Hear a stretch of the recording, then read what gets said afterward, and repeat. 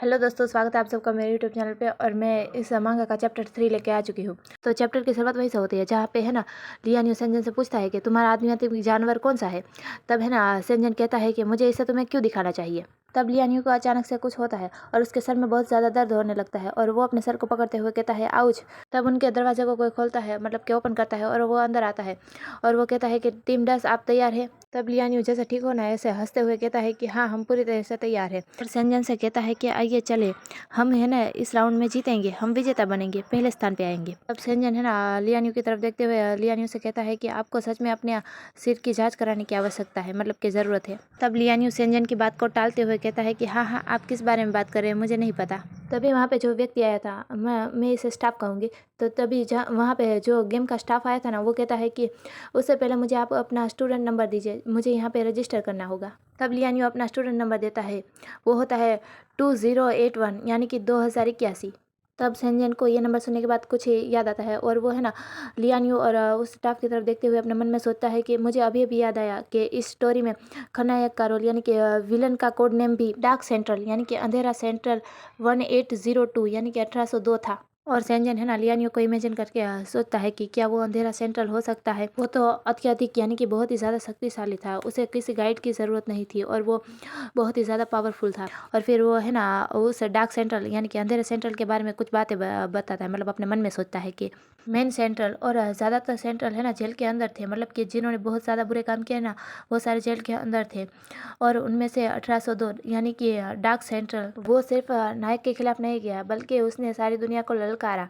और वो है ना सभी झगड़ों का मास्टरमाइंड भी था। और उसे है ना अपने हाथ गंदे करने के बजाय दूसरों के बीच शरारत पैदा करना पसंद था, मतलब कि झगड़ा करवाना पसंद था। और अगर उसने आत्मदाह करके आत्महत्या नहीं की होती तो वो अभी भी अन्य ग्रहों के विशेष जातियों के चारों चक्कर लगा रहा होता। उसने सैकड़ों ग्रहों के नेटवर्क को हैक कर लिया और गैलेक्सी वाइड संचारण को बाधित कर दिया। और उसने आत्महत्या करने से पहले कुछ अंतिम शब्द कहे थे, वो थे जब से मैं जागा हूँ तब से मैं स्पिरिटल डेमोनिक एंट्रोफी से पीड़ित हूँ और पूरी गैलेक्सी में ऐसा कोई भी गाइड नहीं है जो कि मेरे अनुकूल हो, यानी कि जो मुझसे मैच हो। मैं आध्यात्मिक ब्लैक होल में अब और अकेला नहीं रहना चाहता, तो अभी के लिए अलविदा। मतलब ये इस विलेन के आखिरी शब्द थे जो उसने कहे थे। और फिर हमें है ना स्टेज दिखाया जाता है जहाँ पे सभी लोग आ चुके होते हैं और सेंजन तो अभी भी वो सारी बातें सोच ही रहा होता है। और वो अपने मन में सोचता है कि लेकिन जो कि मैं और लियान्यू मैच है, यानी कि जोड़ी है, तब बिना किसी मार्गदर्शक के उसके अंधकार सेंट्रल बनने की संभावना नहीं है। फिर भी नंबर 2081 और 1802 में काफ़ी ज़्यादा समानता है, मतलब काफ़ी हद तक एक जैसे है।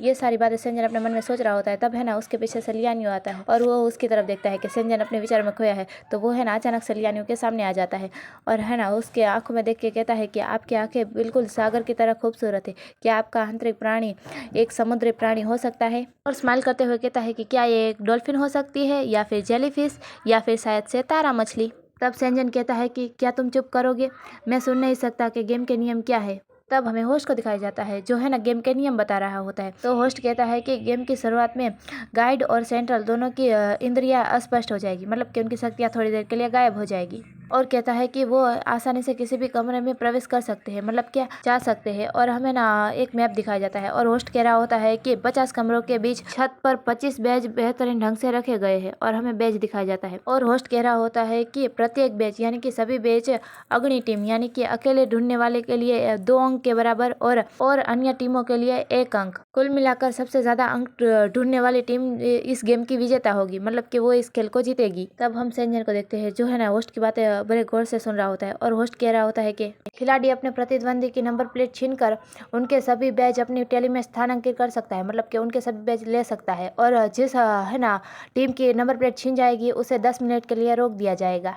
और कहता है कि गाइड स्वतंत्र रूप से किसी भी कमरे में आ जा सकते हैं, लेकिन सेंट्रल को आगे बढ़ने के लिए उसके गाइड के उसके साथ होना ज़रूरी है। दूसरे शब्दों में कहे तो बिना समय बर्बाद किए अपने सेंट्रल को ढूंढने का सबसे तेज तरीका है कि खेल शुरू होने से पहले अपने सेंट्रल को टैग करना है।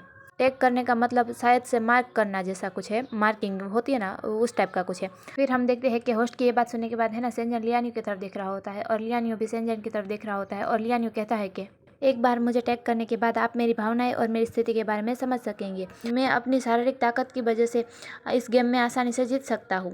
और हंसते हुए कहता है कि सेंजन अभी चलो मुझे टैग करो, मतलब कि मुझे मार्क करो। तब हम सेंजन को देखते हैं जो है ना बड़े गौर से लियान्यू की तरफ देख रहा होता है और वो स्पीचलेस होता है।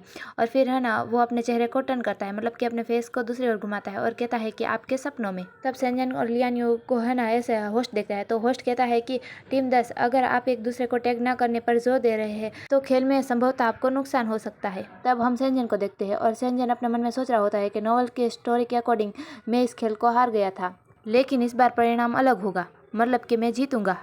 फिर हमें दिखाया जाता है कि गेम शुरू हो गया होता है, मतलब खेल शुरू हो गया होता है और सब है ना अपने अपने सेंट्रल को ढूंढने में लग जाते हैं। और है ना सेंजन अपने सेंट्रल को नहीं ढूंढ रहा होता, वो है ना कमरे में घूम रहा होता है। तब है ना सब आपस में बात करने लगते हैं कि टीम 10 का गाइड अपने सेंट्रल को क्यों नहीं ढूंढ रहा है, क्या उसने नियम को नहीं समझा है, क्या वो गूंगा है, क्या वह गाइड है जो कि एबी टेज का दूध पुत्र होने के लिए कुख्यात है। ऐसा लगता है कि उसे अपने सेंट्रल की परवाह ही नहीं है और वो जानबूझकर खेल में हारने की योजना बना रहा है। ये सारे लोग ऐसे ही गॉसिप्स कर रहे होते हैं, मतलब कि बातें कर रहे होते हैं। तब हम दूसरी तरफ का सीन देखते हैं जहाँ पे सेंजन है ना तीसरे कमरे के अंदर पहुंच चुका होता है और वो अकेला होता है। तब है ना लोग उसके बारे में अभी भी बातें ही कर रहे होते हैं, मतलब वो तो है ना सेंजन को स्क्रीन में देख रहे होते हैं और वो बात कर रहे होते हैं कि आप एक गाइड के रूप में अपनी शारीरिक शक्ति के साथ बैच को प्राप्त नहीं कर सकते, मतलब कि आप बैच को नहीं ले पाएंगे। अगर आप इस खेल को जीतना चाहते हैं, मतलब इस गेम में जीतना चाहते हैं तो आपको अपने सेंट्रल को ढूंढना होगा। और फिर हम सेंजन को देखते हैं, सेंजन है सेंजन की नंबर प्लेट दिखाई जाती है और सेंजन थोड़ा पीछे हटता है, मतलब थोड़ा सा पीछे जाता है और फिर वो भागते हुए आगे आता है, मतलब कि भागते हुए आता है और दीवार पे अपने पैर को रखता है और है ना ऊपर की ओर छलांग मारता है। और जैसे ही वो छलांग मारता है तब उसका हाथ है ना बेच की तरफ पहुंचने लगता है और उसका हाथ बेच तक पहुंच जाता है और वो उस बेच को अपने हाथ में पकड़ लेता है और फिर वो है ना लिफ्ट करता है, मतलब कि वो नीचे उतरता है। और फिर हम सेंजन को देखते हैं और सेंजन के हाथ में वो बेच होता है और सेंजन बहुत ही खुश होता है और वो अपने मन में सोचता है कि कौन कहता है कि एक गाइड के रूप में मुझे बैज नहीं मिल सकता। तब हम देखते हैं कि सेंजन को स्क्रीन में है ना होस्ट और वो स्टाफ भी देख रहा होता है और वो दोनों शौक में होते हैं कि इसने ये कैसे कर लिया। तो इनके इसी शॉकिंग एक्सप्रेशन के साथ ये वाला चैप्टर यहीं पे पूरा होता है। तो अगर आपको मेरी वीडियो पसंद आई तो लाइक कीजिए, सब्सक्राइब कीजिए और अब हम मिलेंगे अगले चैप्टर में। तब तक के लिए गुड बाय।